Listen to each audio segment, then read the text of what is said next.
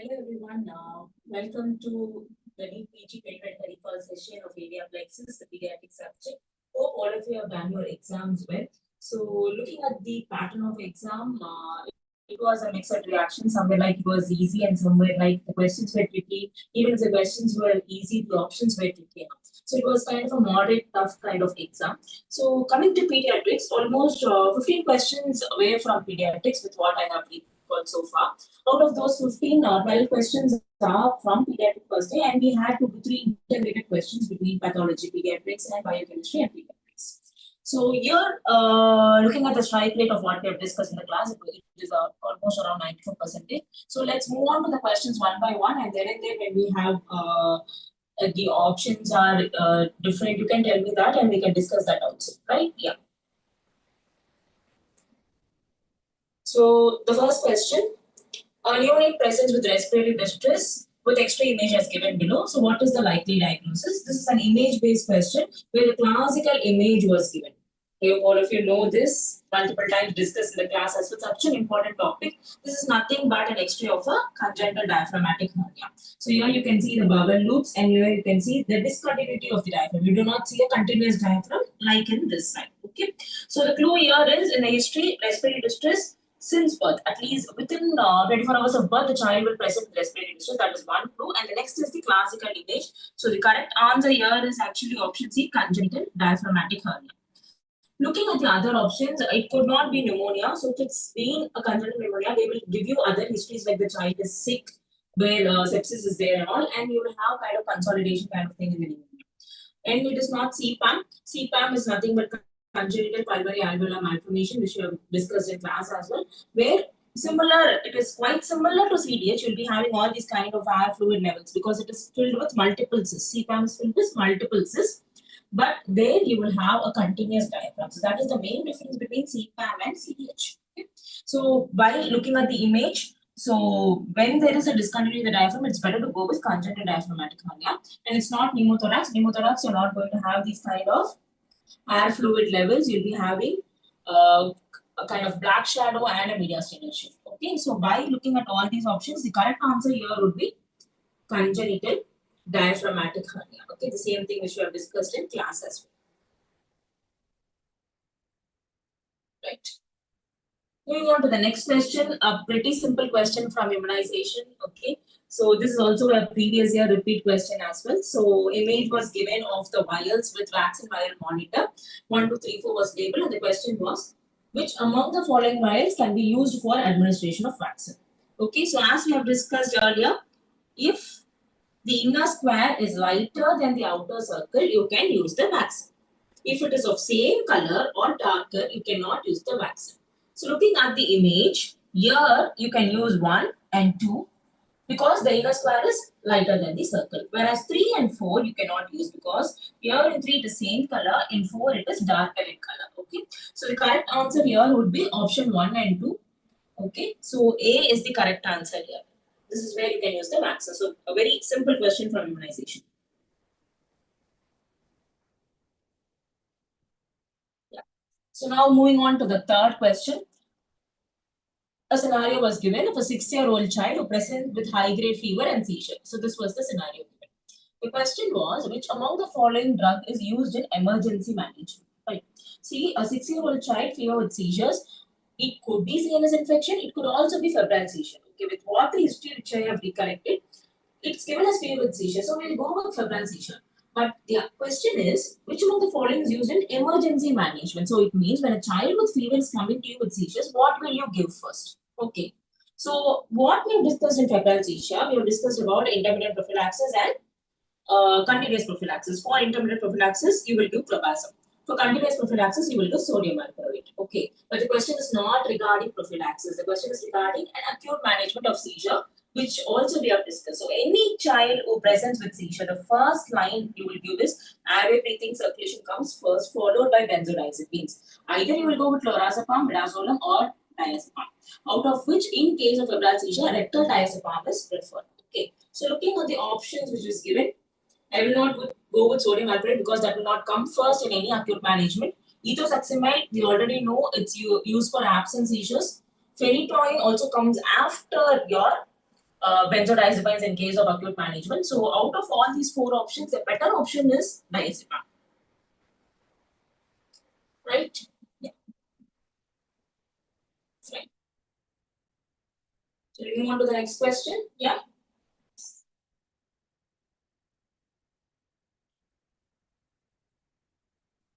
So this is another question, a classical question discussed in our class as well. So a neonate is born to a mother who is HIV positive. The viral load was given, which was set around 1,200 copies per ml.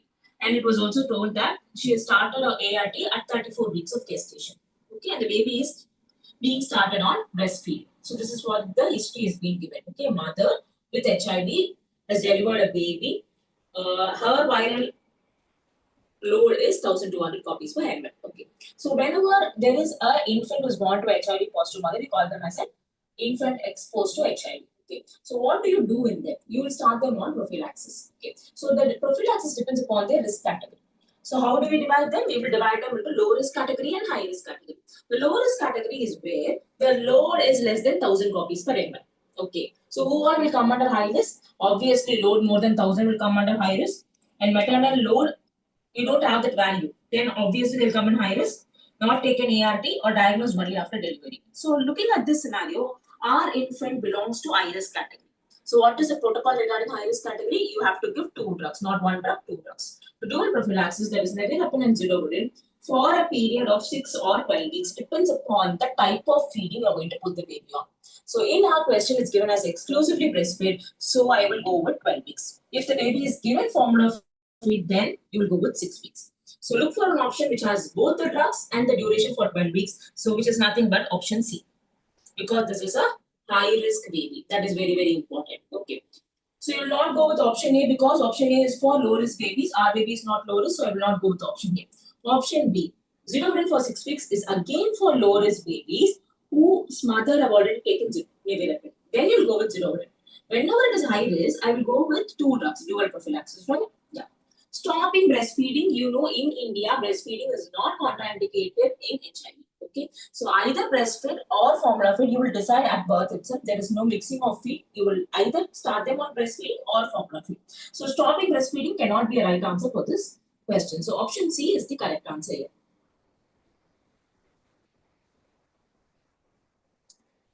Another question. So many times in the class I have told that pedigree, definitely you will get a pedigree chart, and interpretation of pedigree chart is very important. So as what I have received from the recall, the pedigree which was given was that of a mitochondrial inheritance. How to identify that? Pretty simple. Here you can see in the first generation the mother is affected. When the mother is affected, everyone is affected, right? When father is affected, none of them are affected. So what is that the mother gives to all the children and not the father? It's nothing but the mitochondria. So very easy interpretation. This is a mitochondrial or the maternal inheritance. Among the diseases given, which is mitochondria? That is the question. Achondroplasia is autosomal dominant. We have discussed. Yes, Williams syndrome also comes under that. It is not mitochondrial. Okay. Prader-Willi is the uniparental disomy or the genomic imprinting, which involves the chromosome 15. Okay, so what is that we are left with? We are left with Kearns-Sayre syndrome. So Kearns-Sayre syndrome is that of a mitochondrial inheritance. So what are the other diseases with mitochondrial inheritance? Yes, all these complex names. Lechoyen, Leber's hereditary optic neuropathy, Mela's mitochondrial encephalopathy with stroke-like syndrome like lactic acidosis, MRF, then CPU, Pearson, Lay, and Kearns-Sayre. So all these complex names will have the mitochondrial inheritance. So the correct answer to this question is actually Kearns-Sayre syndrome, which is the mitochondrial inheritance, right?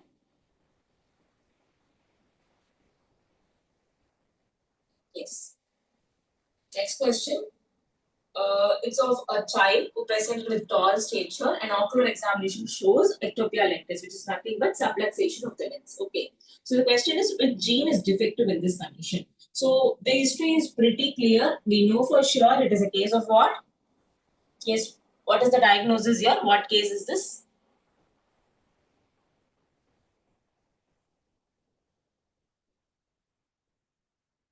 It's a case of Marfan, yes. So this is nothing but Marfan syndrome. So Marfan syndrome, it is an autosomal dominant condition, and the gene which is defective in Marfan syndrome is nothing but Febrile 1 gene. So that is the correct answer. Febrile 1 gene is the correct answer here. Okay. This call for A5 is that of Alport syndrome, it's not Marfan. Okay.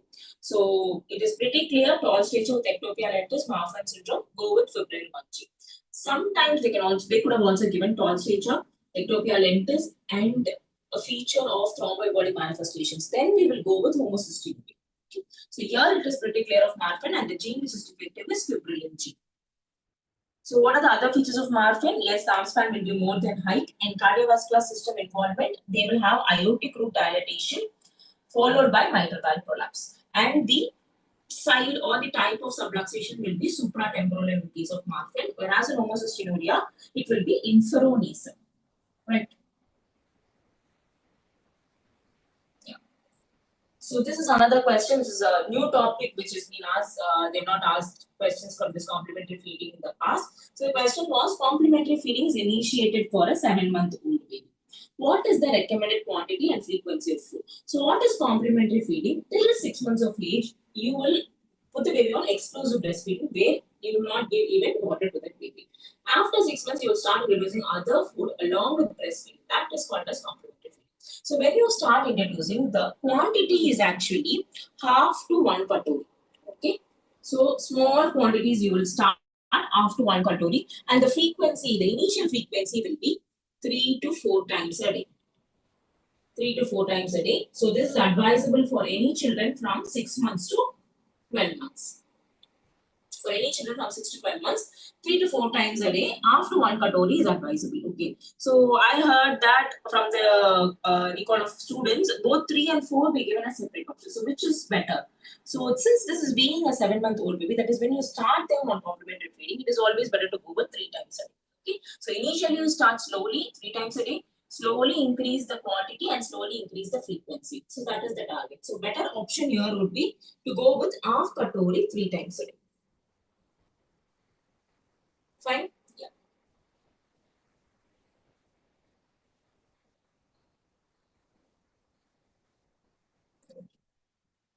Another question. Okay. A neonate is diagnosed with congenital hypothyroidism. It's given. So the first investigation they have done is the ultrasound neck, which shows the normal cat. The next investigation they have done is radioisotope uptake, which shows that there is no uptake or the uptake is reduced. So this is what the scenario. What is the likely diagnosis? So this we have done in the class. Whenever there is hypothyroidism or congenital hypothyroidism, first thing you are screening TSH. When it is the level is more than 20, you will go with other tests to diagnose hypothyroidism. So 2 tests you will do, ultrasound neck as well as the radioisotope uptake scan. Yes, we have discussed this. So when the uptake scan and the ultrasound is done, you will get the set of diagnosis. When in the ultrasound there is no gland and there is no uptake, it is agenesis. Thyroid gland is not there. In the ultrasound, there is no gland, but you see an ectopic uptake. Then it is ectopic thyroid. Third one, a large gland and the uptake is increased. Then you will go with dishormonogenesis. That is the problem with the production of the hormone. When the gland is normal, but the uptake is reduced or not present, you will see the transient causes, which is nothing but maternal antibodies, maternal drugs, receptor antibodies and all. Okay, so that is the thing we have already discussed. So looking at this, we'll apply this and come to a conclusion. Can it be absent thyroid? No. If it's absent thyroid, they would have given ultrasound is not showing thyroid gland. So it cannot be absent thyroid. Rolled up. Dishormonogenesis, just now I told, dishormonogenesis will have a large gland. It will have a large gland. And what happens to the uptake? Uptake will be increased. So that also is not the answer. We're just left with CNT, thyroid receptor defect and iron deficiency. So when there is no uptake or reduced uptake, the better answer is always a problem with the receptors. It could be an antibody or it could be a receptor defect. So the better answer here is option C. Right? Yes. So these are all the causes of congenital hypothyroidism. It could be permanent causes like your dysgenesis and dishormonogenesis, or transient causes like your maternal drugs and antibodies. Right?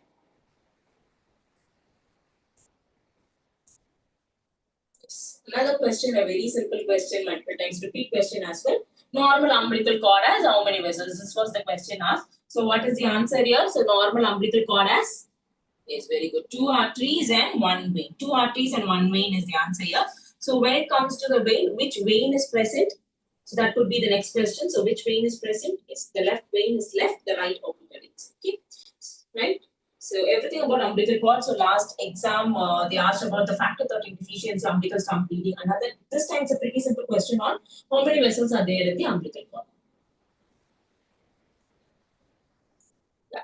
The next one, though it's not a direct question from pediatrics, this we have discussed this. Okay. So even without the image, even without knowing the image, you can directly answer this question. The question is a child with skin rashes, it was described, with a history of gluten sensitivity. So this was given. Okay. So sensitivity to gluten is present and an immunofluorescence image was given. What is the likely diagnosis? So with this, we know what is the scenario we are seeing. We are seeing a case of celiac disease, right? So this is nothing but celiac disease, gluten sensitivity with skin rash. And what is that skin rash seen in celiac disease called as? Just nothing but dermatitis herpetiformis. So even without knowing the immunofluorescence, you can actually diagnose this condition. Yes. Yeah. So celiac disease is nothing but gluten sensitivity, where they will have sensitivity to gluten containing substances. That is nothing but the grow substances, barley, rye, oats, and wheat. Okay. And the skin manifestation, which is seen as nothing but dermatitis herpetiformis. The investigation of choice here is anti-TTGA levels is the screening one, but the investigation of choice is you will go for intestinal biopsy. Intestinal biopsy, right? So that is one question, which is an integrated question between dermatology and pediatrics. Yeah. Next question, classical question. Even in the class, I told definitely there will be one question from foreign body. So this was the question. So they have given a 2-year-old unconscious child was brought to the ER with history of choking following peanut injection. This is the history given. What is the best step in the management? Okay. So what are the clues given here? They have told the child is unconscious. Next, the age of the child. Everything is important. Every word is important here. 2 years old, unconscious child, history of choking. Right? So whenever there's an history of choking, what is the first thing we will do? Yes, the first thing we will do is whether the child is conscious or not. That is the first thing we will see. So here, if the child is conscious, next thing I will look at the age of the child. If the child is less than 1 year, I will give back blows followed by chest thrust. If the child is more than 1 year, I will give the Emlich's maneuver, which is nothing but giving abdominal thrust. So the cutoff is 1 year, right? If the child is unconscious, I will go with CPR. Okay, fine. So this is the algorithm. Now looking at this, age is 2, child is unconscious, choking. So my first thing will be to do CPR. Okay. So abdominal thrust if the child is conscious. If in the same scenario it is given that the child is conscious, I will go with abdominal thrust. Right. Next, back thrust and chest thrust. The back blows and chest thrust is for child less than 1 year. Just imagine, can you hold a child of 2 years age, will be around 12 kg in the hand, and then you give this back blows and chest thrust? Not possible. Okay, it's for less than 1 year infants. Chest compression intubate. Among chest compression intubate, which comes first? When it's CPR, the chest compression is first. Okay, here the removal of foreign body comes first. Without removing the foreign body, how can you just intubate? Okay, so chest compression comes first. CPR. So chest compression is the better answer here. Okay, fine. So was these options there in the question or anything else was different in the question?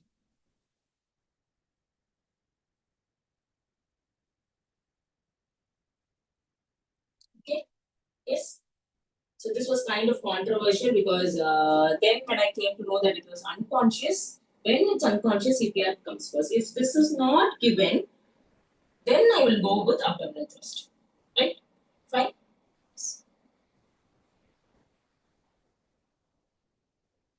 Next question, another question of a repeat topic, so many times asked as well. A child presents with lesions over the extensor aspect of elbow. So I'm not sure whether image was given or the name was given. Okay, but if the image was given also, it's pretty easy for you to identify Phrynoderma. Even if it is given as Phrynoderma, you all know it is because of which deficiency? It is because of vitamin A deficiency, right? So vitamin A deficiency is because of that. So what is the examination you will do? I'm not sure of the options. So if you can tell me the options, it would be fine.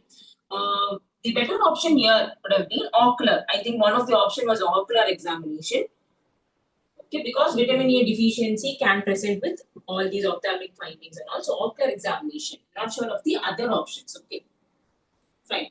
So this is your vitamin A classification. So this is the Phrynoderma. So if the image is given, you should have known this is Phrynoderma, which is nothing but the follicular hyperkeratosis, which is due to vitamin A deficiency. So of the examination is very, very important. Yes, ocular examination. Yes. What about the other options? I'm not sure about the other options of this question. Right? Okay. So another question, integrated question between pediatrics and biochemistry. Here they have given an infant presence with developmental delay. Yeah. Seizures, cherry red spot. Okay. So this is what is given. So when it is cherry red spot, we all know. So cherry red spot is usually seen in water conditions. You have Tay-Sachs, your NEET-PG and GM1 can be there. Okay. So on evaluation, they are given it is exosaminidase A deficiency.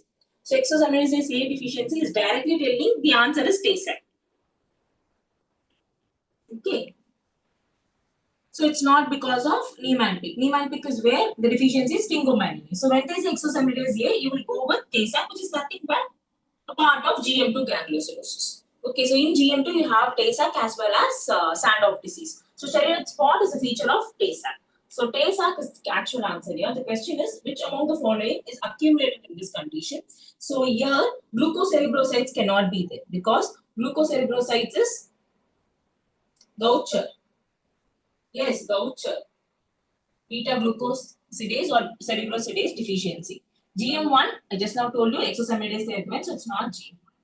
So GM2 is the correct answer here. And sphingolipids are accumulated in case of Niemann, right? Okay, so the correct answer here is accumulation of GM2. Okay, so very, very important, Tay-Sachs disease, exosaminidase A defect. Very important, they will have cherry red spot, but they will not be any organomegaly. That is the difference between Tay-Sachs and Sandoff. Tay-Sachs will not have organomegaly, Sandoff will have organomegaly, right? Yes. Yes. Okay, so regarding the congenital thyroid question, is okay. So instead of receptor defect, it was transporter defect. Okay, transporter defect. So you just think when there is a defect in the transporter, so it's not receptor, it's transporter. Okay. Okay, so just think now. So when there is a transporter defect, so iron cannot be transported inside. Okay, so that is one important thing there. Okay, so even if you have availability, it cannot be transported. So the uptake will be accepted. Okay.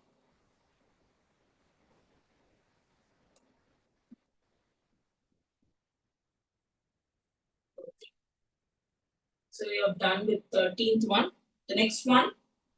Yeah. So this also I'm not sure of the question. I think it's an image-based question where kind of amputated fingers of newborns were given. So that is what I heard from the recall.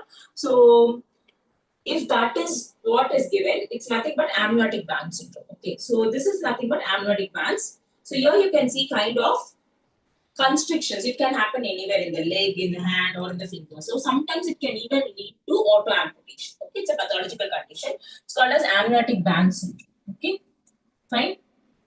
Yeah. Next question. A child presented with recurrent infection and bleeding manifestations was given. The clue was given, and they've given an image, peripheral smear image, which showed 25% blast cells. This was the peripheral smear given. So it's a classical cell, which is nothing but a Fabry cell, which is having these iron rods. Okay. So by looking at this itself, we know this is a case of AML. Right. So iron rods are features of nothing but AML. But the question was, which translocation is most commonly associated with this condition? That was the question. Okay. So here, if you can see in the types of AML, the DIC kind of thing, that is another important feature. They gave bleeding manifestations. No, so DIC kind of thing is associated with the M3 type of AML, which is nothing but APML, okay, acute promyelocytic leukemia, which is most commonly associated with oil rods. And the translocation which is associated with this condition is nothing but translocation 1517. Okay, so M3 is associated with translocation 1517. If that was there in the option, that would have been the correct answer. Okay, M3 type is most commonly associated with translocation 1517 is the most common answer for this question. So these are some of the questions which I was able to collect in these few hours.